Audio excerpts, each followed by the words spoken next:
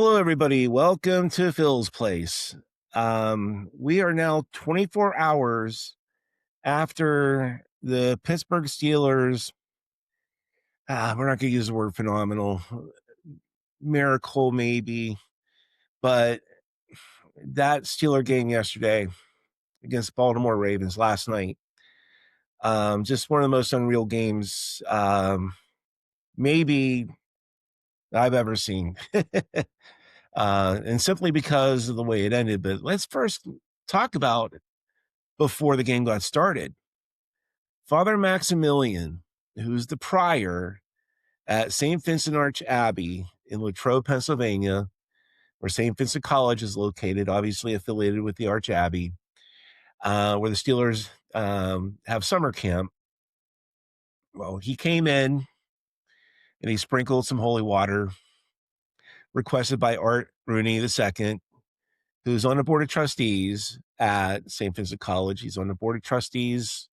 They call him the board of directors at at Duquesne University, where he's educated. But as a true Irish Catholic, he's thinking to himself, we need to have some magic. We need to get some divine intervention through the grace of God. And that's exactly what happened. Father Max came in, sprinkled some holy water in the Steelers' end zone, and then the game was played. Just a heck of a game. Both teams actually played pretty decent. Maybe not the best defense, but neither team really has the best team defense anyway. Let's not kid ourselves here. But a game that I wasn't completely nervous about going into it because I honestly didn't think the Steelers were going to win. I didn't think they were going to clinch the AFC North. I didn't think that they were going to go to the playoffs. I just had this premonition that they were going to lose, and thank God I was wrong. In fact, I had said in my buddy JT, his podcast, Sports Survival, we do Steelers Rewind every Monday night. I predicted last week the Steelers would lose 23-13. And then I had my buddies from high school, Montour High School class of 1988, Mike Merriam, who I've known since first grade, almost 50 years now, and Bob Packard, who we became friends with in seventh grade. I had them on. We had a great episode. We're going to be actually recording again this weekend. But I predicted 23-13, with them as well. But thank God the game ended the way it did. Tyler Lute, who hasn't missed anything, under 50 yards, any field goal attempt this season, came in basically with no time left. The score was 26-24 Steelers. He kicks that field goal, makes it. They win 27-26. But again, through the grace of God, whatever you want to call it, he kicked the ball wide right. And Acrisure Stadium just went ape shit crazy. I don't know that I've ever seen the fans in any game I've been to at Acrisure, or back when it was called Heinz Field, or any game at Three River Stadium, when I was a lot younger. I don't know that I've ever seen the fans go that crazy. Maybe one exception. I was at the AFC Championship game when they beat the New York Jets to go to the Super Bowl. I guess it would have been Super Bowl 46 when they lost to the Green Bay Packers. Aaron Rodgers was their quarterback. In fact, I think he won the MVP. And who knew that he'd eventually be playing for the Pittsburgh Steelers? And I want to talk about Aaron Rodgers a little bit because, he's back to loving football, it seems. He has embraced his role as starting quarterback, becoming very close with the entire team, especially the offensive unit. Just, gelling with his receivers, gelling with his linemen, gelling with the running backs. He's like an assistant coach out there. He could definitely call his own plays. I have no doubt in my mind about that. He just knows what's going to happen. He can see every defensive scheme, how every defense is lined up. He can just see what's going to happen. He knows who to throw to because he just sees it in his mind. And that's a talent. It's a talent he's had for a pretty long time. It's, not like he just came up with that this year, and that's one of the reasons why, he's arguably the GOAT, one of the best quarterbacks ever to play the game. But I think it was 21 for 34, 294 yards passing. I'm going by memory. No picks. He hasn't thrown an interception since November. And, he just looks like he's having a lot of fun out there. And because of that, and because of all the other leaders on the team, Cam Hayward, TJ Watt on defense, the veterans they brought in, Jalen Ramsey. No, he didn't have a good game last night. We don't really want to talk about that, but he's had an outstanding season, though. It was just a blast to watch. It was tense. It was nerve-wracking, especially the second half, the fourth quarter, more specific. It ended up becoming a seesaw type of game. Ravens score, Steelers score, Ravens score, Steelers score, that type of thing. Field goal. Missed extra point, unfortunately, which is why they only had a 2-point lead going into Baltimore's last drive. And that was a tense moment, too, because they returned the kickoff to the 50, and they had excellent field condition with 55 seconds left and all three timeouts. And it just looked like they were going to score. They converted a couple of big plays. One was a 4th and 7. And Lamar Jackson found his receiver. Ball was at the 22 at that point.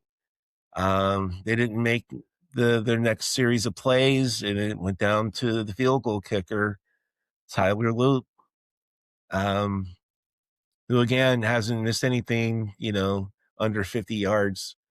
And I had this premonition he was going to miss it.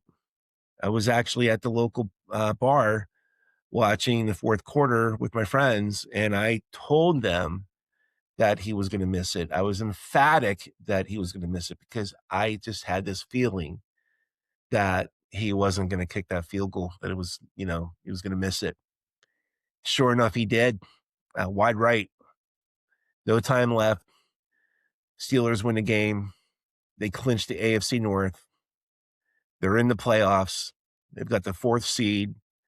They're hosting the Houston Texans. But what a game. Aaron Rodgers threw some pretty good passes. He let one sail on Jonnu Smith. That was unfortunate because that would have been a big game. But he hit Adam Thielen. He threw a dime. You're not going to see a more perfectly thrown pass as you did with that play. And, it just fell right into Thielen's hands. He was well covered.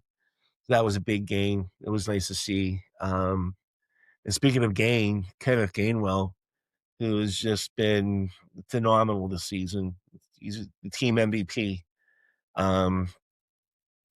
Playing the role of a great running back under Jaylen Warren, and actually becoming wide receiver 1 with DK Metcalf out from his suspension.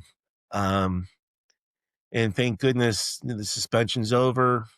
He'll be playing next Monday night, and he's going to be pissed off.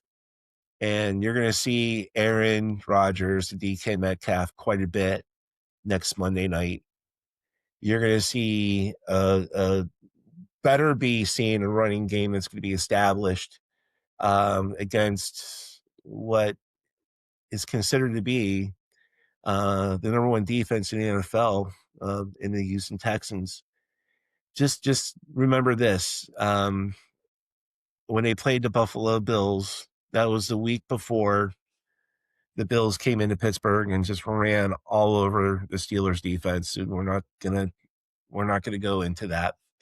But the game before, it was Houston and Buffalo. The Texans defense, they sacked Josh Allen 8 times. 8 times. That's a lot of sacks in one game. And they've got every position filled. Their defensive line, their linebackers, their backfield. It just they're studs.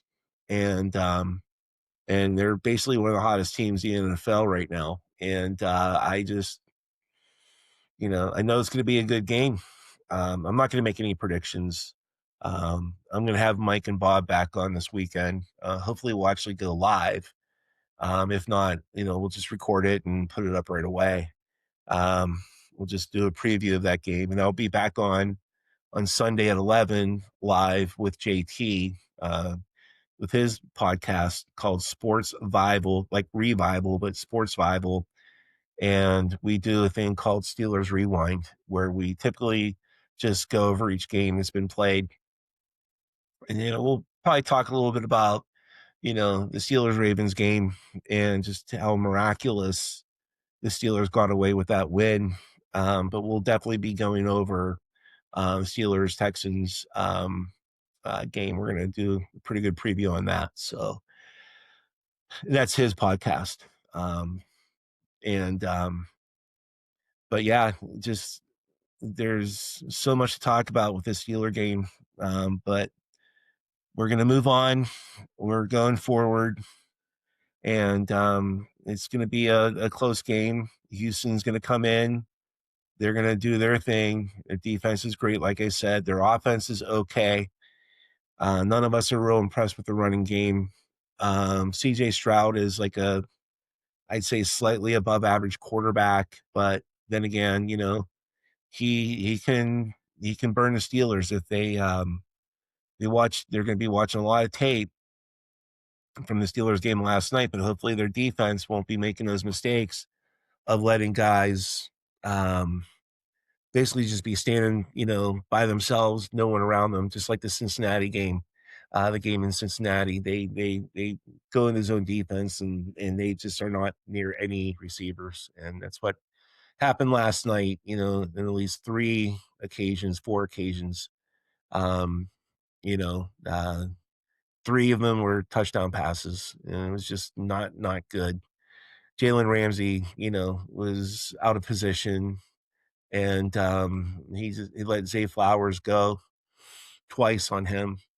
And then he misplayed a pass, the pass that took the ball to the 22 in the Ravens' final drive.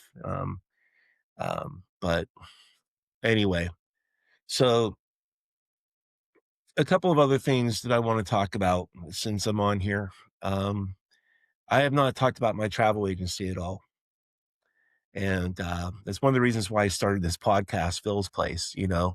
I've been doing sports and music, more sports than music recently, because we're in the height of the NFL playoffs. Steelers are in the playoffs, so we're not going to ignore them. But so with my travel agency, I am under what's called Yeti Travel Company, and I'm an independent travel agent, and I am certified to sell Marriott Bonvoy properties. I am certified to sell everything Disney, Disney properties, Disney cruises, you name it with Disney. I'm certified to sell it all. I've got Expedia Tap. Tap is the travel agency portal under Expedia. So we find some really good deals through Expedia. Hotels, resorts all over the world, I started training with Colette Tours. They've been around since 1918. They were the first to start in the travel agency business, and I'm very impressed with what they do. And I'm looking forward to finishing that training and being certified to sell group tours all over the world, every continent, including Antarctica. And yeah, it's, I'm very excited about this initiative. Again, it's why I started this podcast. but I also like to talk about sports, music, try to incorporate culture with it. Obviously, when I do more with travel, future episodes, with my travel agency, talking about places I've been to, and I've been lucky to travel the world myself. I'll talk about all those experiences and why travel is so important for everybody, and it's why I got involved. So, but okay, um, that Steelers game last night, Cam Hayward. Let's talk about some highlights here. Cam Hayward played probably the best game in his career. He was all over the place. He had 7 tackles, 5 were solo, but he deflected a pass that led to an interception, landed right in TJ Watt's hands. That led to a field goal. He got in on the tush push. His brother Connor Hayward, who's a tight end / running back, fullback. They had 2 plays, 2 tush pushes. One did not convert. It was a 4th and 1, but the other one did. It led to a touchdown. Actually, they scored a touchdown, and that was fun to watch. And yeah, Derrick Henry started the game. First play of the game, run right. He gained, let's see, they were on a 15. He went all the way down to the 35. But thank God there was a penalty. Zay Flowers clipped James Pierre, actually clipped him right into Cameron Hayward as he was hustling down the field trying to get to Derrick Henry. And at first it looked like, okay, here we go. Not good. Isn't going to look good at all. But that went back to the spot of the foul. So took him to the 41. And at halftime, the score was 10-3. The Steelers probably should have gone for the field goal. Last play in the second half, there were just 2 seconds left. They decided to go for it. Gutsy call, but probably the right call. Hindsight's always 50-50, It was a pitch back to Kenneth Gainwell, and normally he makes those plays, but it was well read by the Ravens defense, and he got tackled, and that was the end of the half. And those points could have been needed, knowing what was going on, if there's any foreshadowing into the rest of the game. The second half was a lot of fun to watch. The fourth quarter was amazing. Just all the back and forth between the two teams. Aaron Rodgers threw a dime, Adam Thielen. It was an amazing throw and an amazing catch. Aaron Rodgers threw one right in the middle of Pat Freiermuth, all the way down to the 5. That led to Kenneth Gainwell touchdown run. And it was just so much fun. And again, thank you, Art II, for bringing in Father Max to bless the field with holy water. Thank you, Tyler Loop, for missing that field goal at the end of the game. Otherwise, you and your team would be in the playoffs playing the Houston Texans in Baltimore. So the Steelers have been doing all the right things lately. They've been doing enough to win games. They've been doing enough to score necessary points they need. Jaylen Warren and Kenneth Gainwell is, in my opinion, the best running back tandem in the NFL. With DK Metcalf out because of his suspension, Kenneth Gainwell, aside from being a running back, became wide receiver 1. And he had another great game last night. He was named team MVP, by his peers, by all the guys on the team. And it's just been a fun season for the most part, even though they only ended up 9-8. There was a lot of word that maybe Tomlin, if they didn't win last night's game, that he wouldn't be fired. The Rooney family doesn't fire head coaches. Chuck Noll, we're talking 1969 and 1992. Bill Cowher comes in and stays from, 1992? Well, yeah, up until I want to say 2007, whatever, maybe 2006. And it's been Mike Tomlin since then. So you're talking 3 head coaches since 1969. And that's the commitment that the Rooney family has to their head coaches. But there was speculation that Tomlin would maybe leave and either take a TV job or will go on to, take on the opening for the New York Giants, the head coaching opening that they have.